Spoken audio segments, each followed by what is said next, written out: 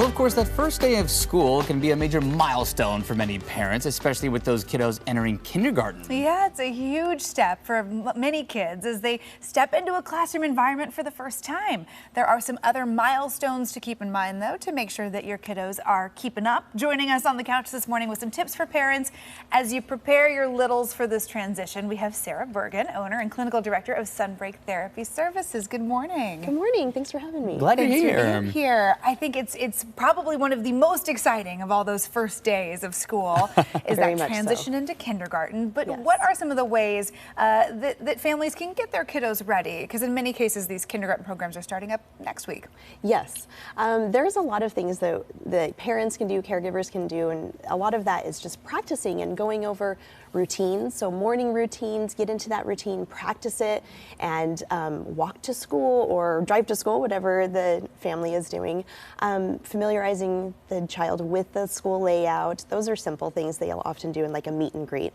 But there's also practicing, just being able to ask for help. That's really powerful for kindergartners to be able to know how to ask their teacher for help or an adult, or even be able to introduce themselves to a playmate. There's so many things that they can talk about in just conversation. Yeah. How much of that is for the parents who are not used to dropping off their kid at school? Right. Maybe it's the first time. It might be a lot of tears and stuff, right? But keeping positive vibes for sure helps a lot with that first day. Good, good. So you mentioned that that morning, that back to school routine, getting into that can be really important. What are some other routines that can really help our younger kiddos? Yeah, definitely. The nighttime routine is also something that really, get to sleep early. These kids need rest. This is a big life change for them. So being able to have lots of rest, lots of love from mom and dad, this is going to be great. It's really positive.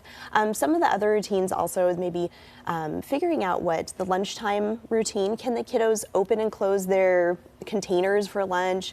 Are they independent in restrooming? That, making sure that they wear the right clothes to be able to be independent in those skills. Yeah. What about on the language side? Of course, kindergarten, there's a lot of learning that takes shape, and I mean, this is your area of expertise as well. So what can parents expect when you talk about language milestones for kids? Yeah, well, kindergarten, children should be able to follow directions, follow 2-step, sometimes 3-step directions.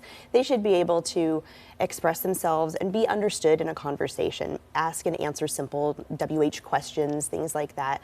Most of their sounds they should have by kindergarten.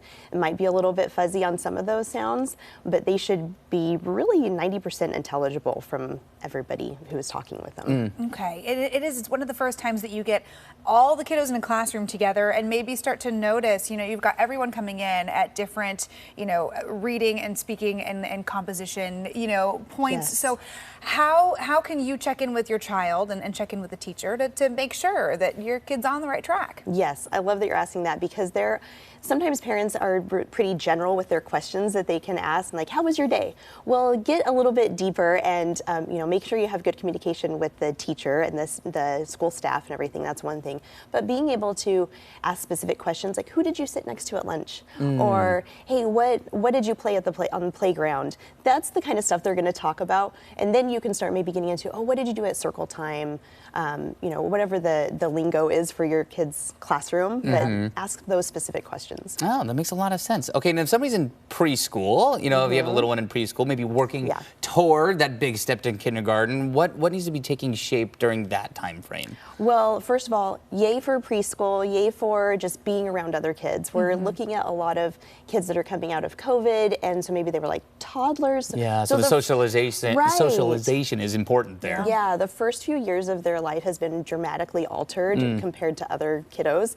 And so being able to kind of catch up in how to transition with a group, like you learn those simple things in preschool. We don't think about it, but that's definitely something that they need to learn how to play with others. Playing is so important for these kids.